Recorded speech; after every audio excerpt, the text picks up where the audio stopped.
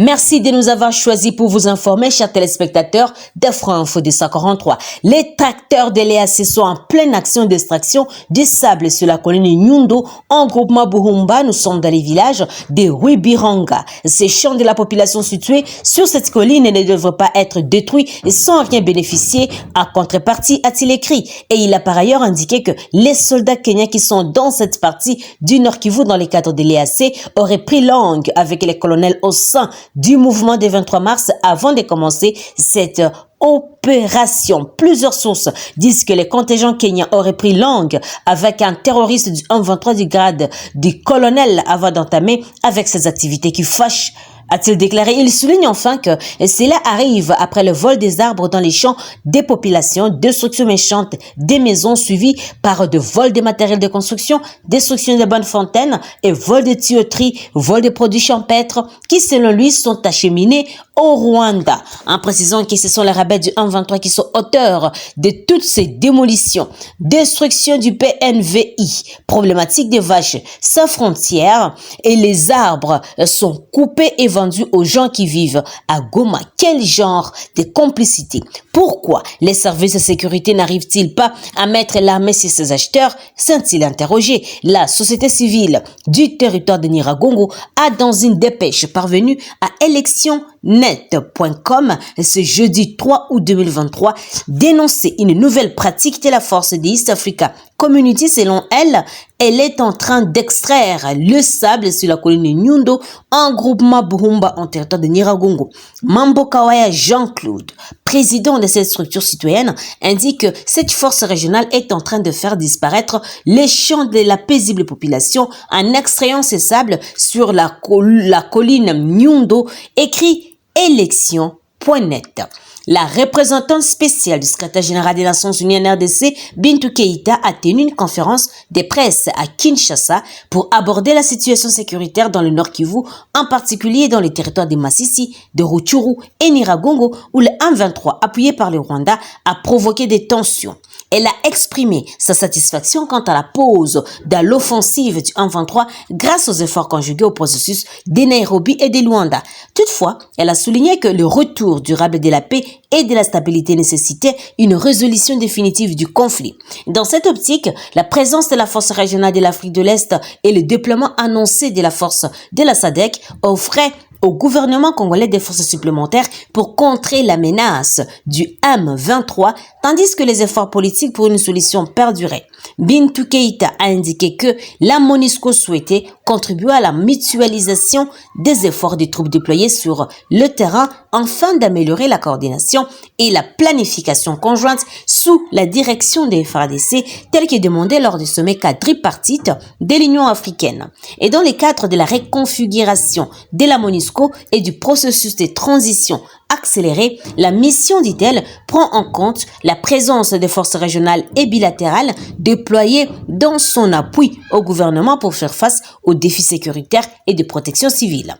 La représentante spéciale a tenu à rassurer les communautés concernées par l'occupation illégale de leur territoire par les groupes du 123, soulignant que les efforts diplomatiques et politiques intenses avaient été déployés permettant d'aboutir à un cessez-le-feu à l'état actuel. Elle a également souligné le travail en coulisses des diplomates pour une résolution durable et définitive de la crise du 123 afin de rétablir la paix et la stabilité dans l'Est de la République démocratique du Congo. Rappelons que la situation sécuritaire dans l'Est de la RD Congo a été abordée lors du sommet quadripartite CAC, la SADC, CIRGL et l'EAC à Luanda en Angola le 27 juin 2023 sous l'égide de l'Union africaine et avec l'accompagnement de l'ONU. Et ce sommet avait pour objectif de coordonner et d'harmoniser la réponse régionale face à l'instabilité dans la région, notamment en lieu avec la rébellion du 123 soutenue par le Rwanda. Note actualité.cd. Les États-Unis d'Amérique, par l'intermédiaire de leur agence pour le développement international USAID, ont annoncé le jeudi 3 août une aide humanitaire supplémentaire de 48 millions de dollars américains pour répondre aux besoins urgents des personnes touchées par la crise qui sévit actuellement en RDC.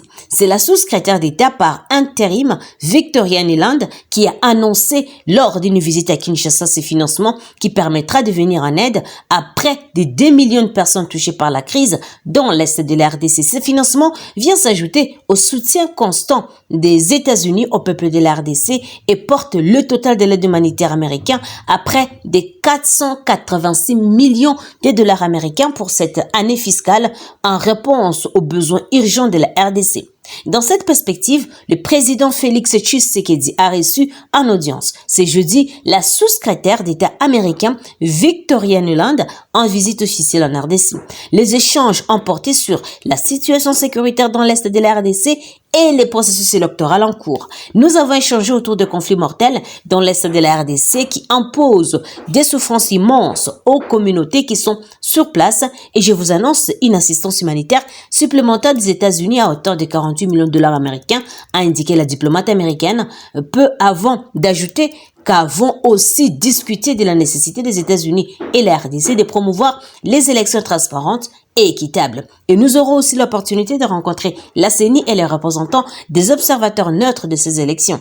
Et les combats incessants entre l'armée congolaise, les éléments du mouvement du 23 mars, soutenus par le Rwanda et d'autres groupes armés ont provoqué les déplacements à grande échelle et limite en tout cas l'accès aux services de base.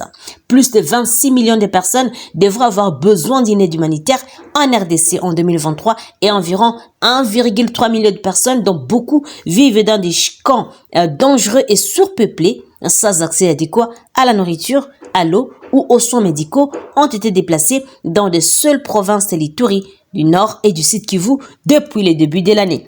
La crise a également entraîné des graves violations des protections, notamment une forte augmentation des cas de violences basées sur le genre, et que l'organisation non gouvernementale Médecins sans frontières a qualifié de catastrophique du fait de son ampleur. D'après un communiqué de l'ambassade des États-Unis en RDC, la nouvelle assistance soutiendra les activités de protection telles que la prévention et la réponse au VBG et les services de soutien psychosocial pour la population le plus vulnérable et à risque en RDC.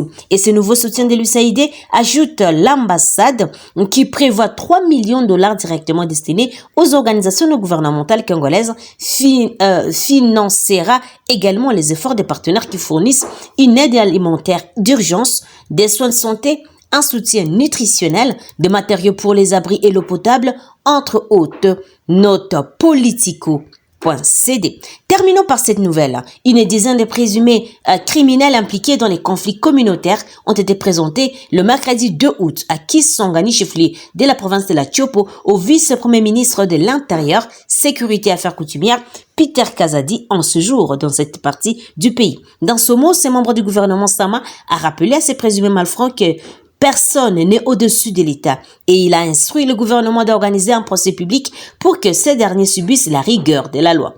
Ce qui peut s'élever et dire qu'il dépasse l'État par force n'existe pas. Vous voilà. Aujourd'hui, vous êtes arrêtés et comme vous êtes arrêtés, nous allons appliquer sur vous toute la rigueur de la loi, a-t-il déclaré. Peu avant cette cérémonie, le vice-premier ministre de l'Intérieur, Sécurité et Affaires coutumières a présidé les conseils provinciaux de sécurité et le gouverneur de la Tchopo, Madeleine Nikomba, a présenté la situation sécuritaire de sa juridiction auprès du Peter Kazadi Kankonde. Et cette situation sécuritaire en province caractérisée notamment par les conflits entre les communautés Mbole et Lengola ayant fait déjà plusieurs morts. Note actu30.cd. Merci à vous de nous avoir suivis, chers téléspectateurs. N'oubliez pas de vous abonner, d'activer la petite cloche de notification pour recevoir nos informations à temps réel. Je suis Santi Chisenga, depuis la province de l'Ituri, pour Afro Info des 43. Au revoir.